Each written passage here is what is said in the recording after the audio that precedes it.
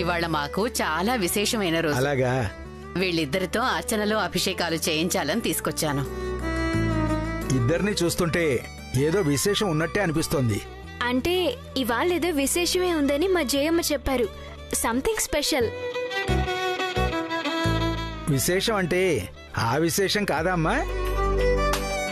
అలాంటిదేం లేదు పూజారి గారు. అలాంటిదంటే ఎలాంటిది జయమ్మ? ఇలారా.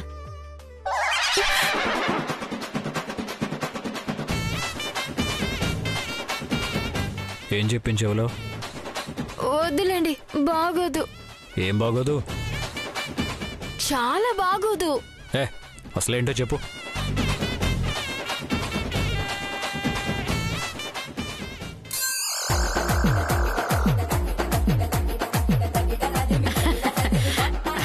అప్పుడేమైంది? రండి.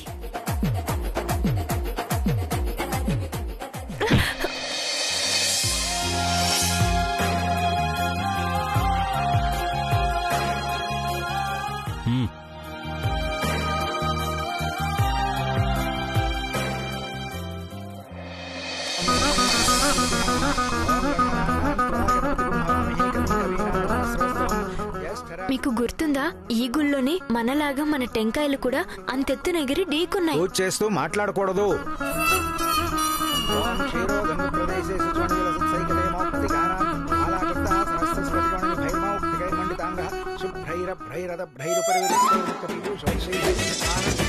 నీకసలు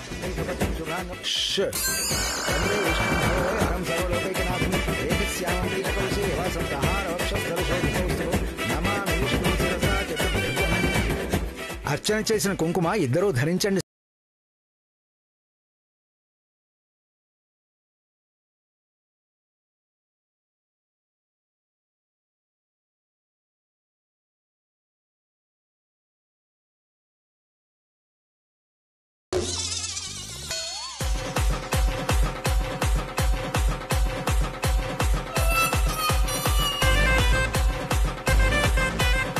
తలనొప్పి వస్తుంది, తొందరగా బొట్టు పెట్టండి.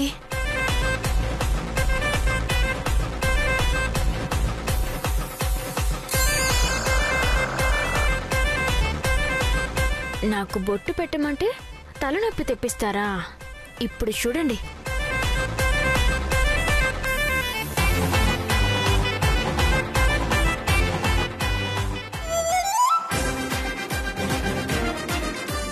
ఇప్పుడు హిట్లర్ కి జిరాక్స్ కాపీలా ఉన్నారు. మరీ ఇంత అల్లరైతే ఎలా కోడలు పిల్ల? ఏది నాన్న? నాకు చిన్న మొక్కుంది, తీర్చుకొని వస్తాను. హరి ఓం శ్రీకాంతాయ కళ్యాణనిధేయం శ్రీవేంకట నివాసాయ శ్రీనివాసాయ మంగళం. మంగళం కోశలేంద్రాయ మహనీయ గుణాత్మనే చ.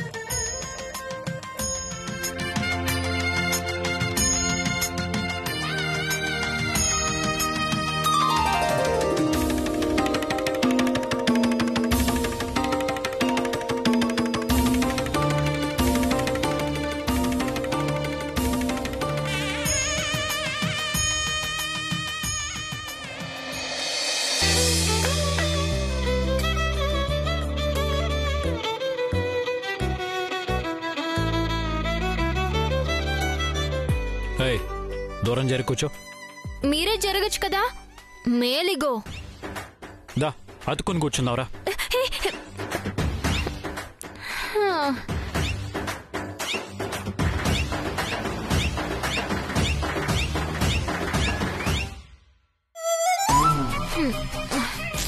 నాకెందుకో దూద్ పేడ తినాలనిపిస్తుంది. ఏ పేడా? దూద్ పేడ. ఇప్పుడు వెళ్ళి తీసుకురావాలా? అవసరం లేదులేండి. నాలాంటి పరమ భక్తురాలు అడిగితే దేవుడు ఏదైనా ఇస్తాడు.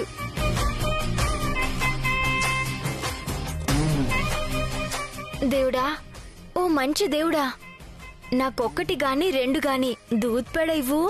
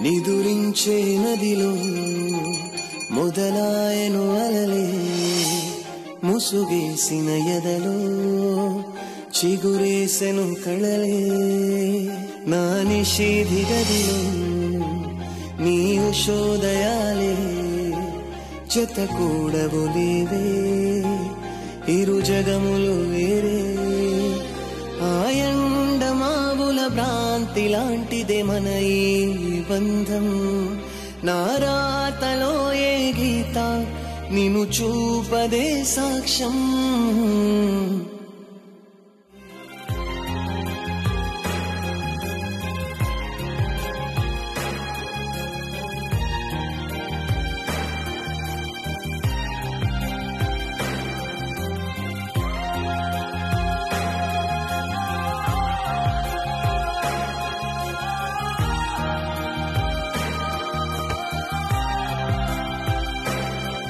ఎప్పుడు పడతావేంటి?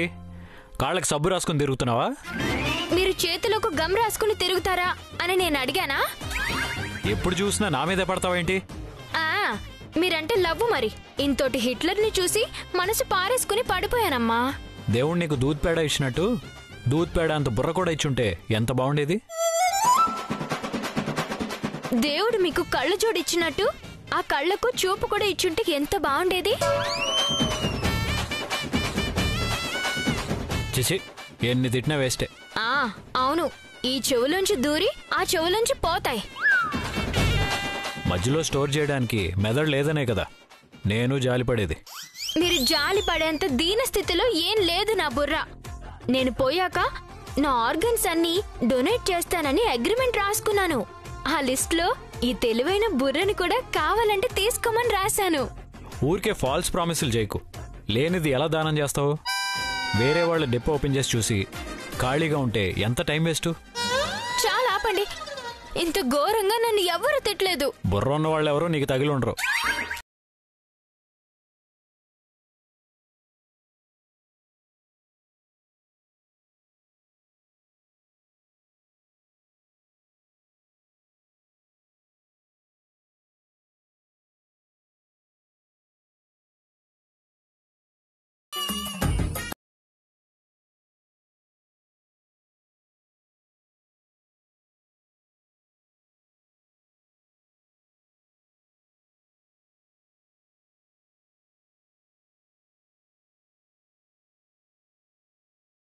వచ్చా?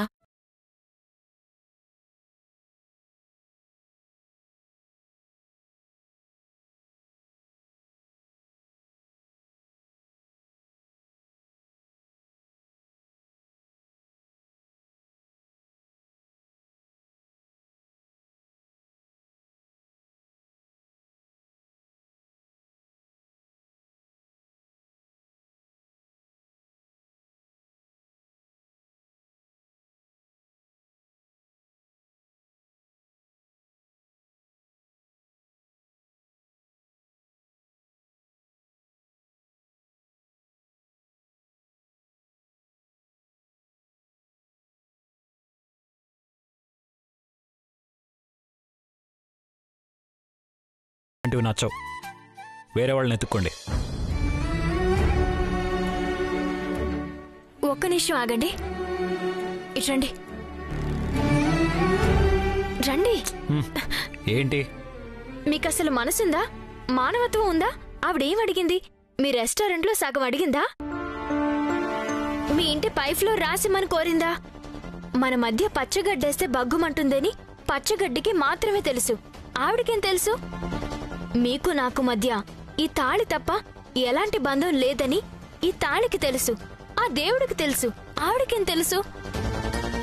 ఆగండి. Let me finish. మన పెళ్లి ఎలాగూ ఇలా అయిపోయింది. పాపం ఆవిడ ఎంత బాధగా ఎంత ఆశగా వచ్చి అడిగింది.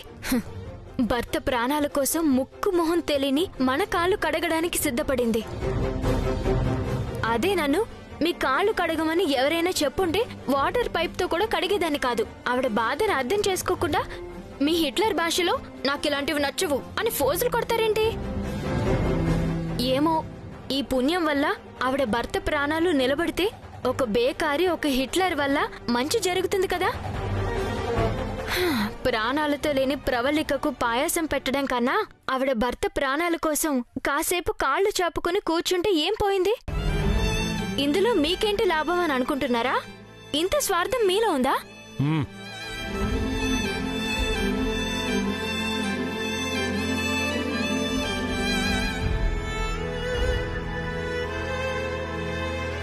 మీరేదో అడిగారు, నాకు అర్థం కాలేదు, అందుకే కాదన్నాను. మీ నమ్మకం నిజమైతే అంతకన్నా కావాల్సిందేమీ లేదు. మీరు అనుకున్న పూజ చేయండి. ఈ హిట్లర్కి బ్రెయిన్ వాష్ చేస్తే తప్ప ఏది బుర్రకెక్కలా లేదు.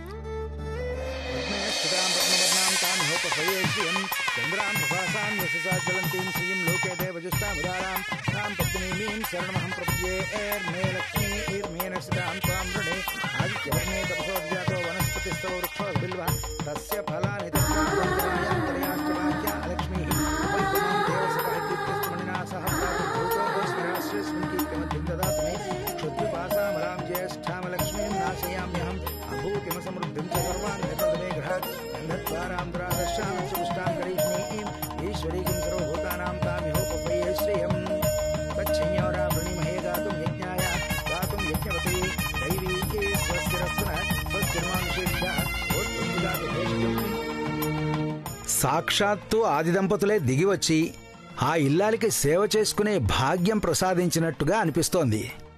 ఆ తల్లి కోరిక తీరాలని, ఆమె భర్త ప్రాణాలతో క్షేమంగా ఉండాలని మనస్ఫూర్తిగా కోరుకుని అక్షింతలు వేసి ఆశీర్వదించండి.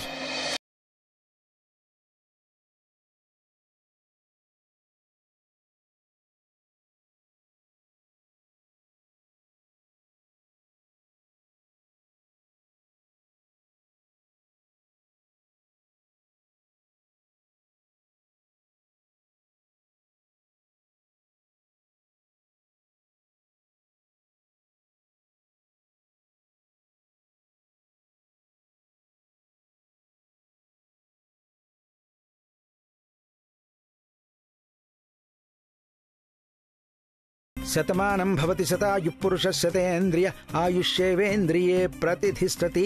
మనోవాంఛా ఫలసిద్ధిరస్తు సర్వాభీష్ట సిద్ధిరస్తు. ఇష్టకామ్యార్థ ఫలసిద్ధిరస్తు మనోవాంఛా ఫలసిద్ధిరస్తు. అస్తు శ్రీరస్తు శుభమస్తు తథాస్తు.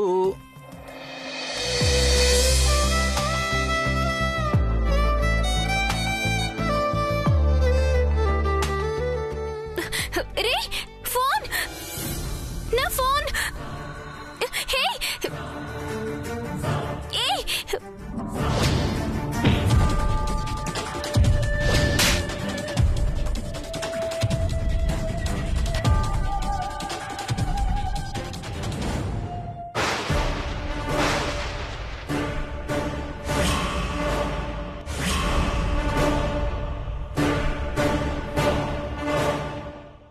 నువ్వా? నేనే. ఏంటి పతి సమేతంగా వచ్చి పరమ భక్తితో పూజలు చేస్తున్నావు? ఏజీ మీద మనసు పడ్డావా? అది జన్మలో జరగదు. అయినా that is none of your business. అయితే నా బిజినెస్ గురించే మాట్లాడతా. నువ్వు ఆ ఇంటికి కేవలం నాకు కావాల్సిన సాక్ష్యాలు సంపాదించడానికే వెళ్ళానన్నావు. ఇప్పుడు నా ఒక్క పని తప్ప ఆ ఇంటికి సంబంధించిన అన్ని పనులు చేస్తున్నావు. అవన్నీ తర్వాత మాట్లాడతా. అసలు దీపావళి రోజు నువ్వెందుకు ఫోన్ చేసావు? నువ్వు దీపావళి రోజు మా నాన్నని అరెస్ట్ చేసి టెన్షన్ పెట్టుండకపోతే నేను సింధుని కాపాడుండేదాన్ని. నీ వల్ల ఒక అమ్మాయిని సేవ్ చేసే అవకాశం పోయింది. పాపం తనెప్పుడు హాస్పిటల్ పాలైంది. అవన్నీ నేను ఊహిస్తానా? సింధు జరిగింది మాత్రం పెద్ద ప్రమాదమే. ఆ ఇంట్లో నువ్వు ఉంటే నీకు ఏదైనా జరగచ్చు. కాబట్టి ముందు సాక్ష్యాలు సంపాదించి తర్వాత తెలివిగా బయటపడు.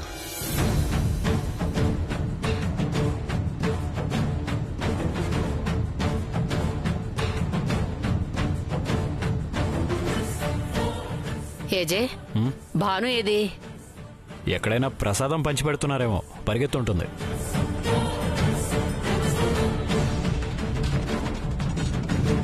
అదిగో అక్కడుంది.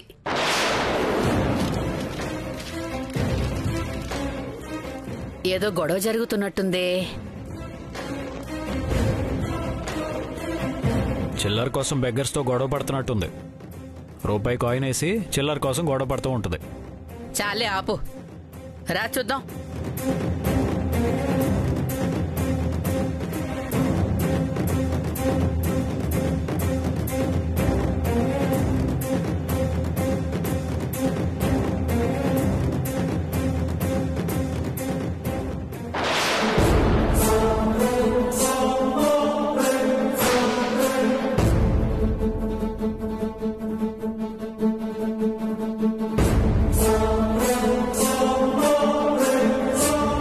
చూడు, నేను కేవలం మా నాన్నని సేవ్ చేసుకోవడం కోసమే నువ్వు అప్పచెప్పిన పని చేయడానికి ఆ ఇంటికి వెళ్ళాను. ఈ గుడి, ఈ పూజలు ఇవన్నీ జయమ్మ కోసం చేస్తున్నాను. ఇక నువ్వు అప్పచెప్పిన పనంటావా? ఆలస్యం అవుతుంది. ఎందుకంటే అదేమి ఈజీగా దొరికే వస్తువు కాదు. ఏజీ దాన్ని చాలా భద్రంగా దాస్తున్నాడు. అంత పెద్ద ఇంట్లో దొరకడం లేదు. నువ్వు నాకు టైం ఇవ్వక తప్పదు. ఎన్ని రోజులని ఇలా టైం అడుగుతూ ఉంటావు?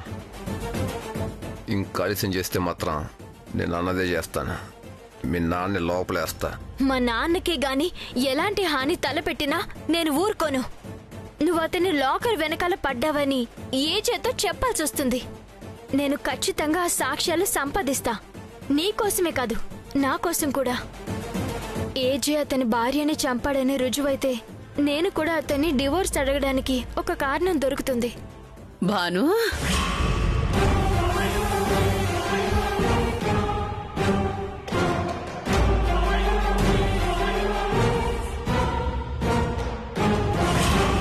ఏం చేస్తున్నావు ఇక్కడ?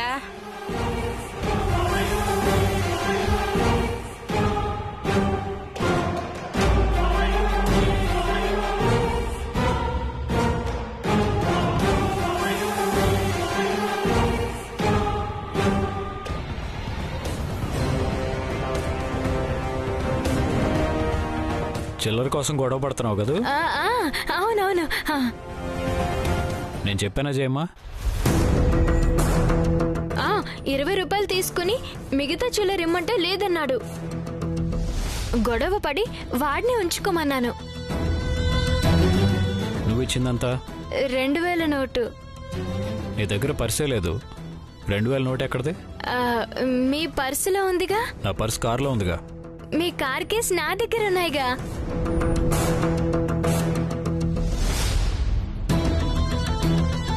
నీ దగ్గరికి ఎలా వచ్చాయి? ఇందాక పూజలో కూర్చున్నప్పుడు మీ జేబులోంచి పడ్డాయి. నిజమే, మీ రేంజ్కి 2000 కోసం ఒక బెగ్గర్తో గొడవ పడ్డం చీప్ గానే ఉంటుంది. మరి అందుకే గొడవ ఎందుకని ఇచ్చేశాను.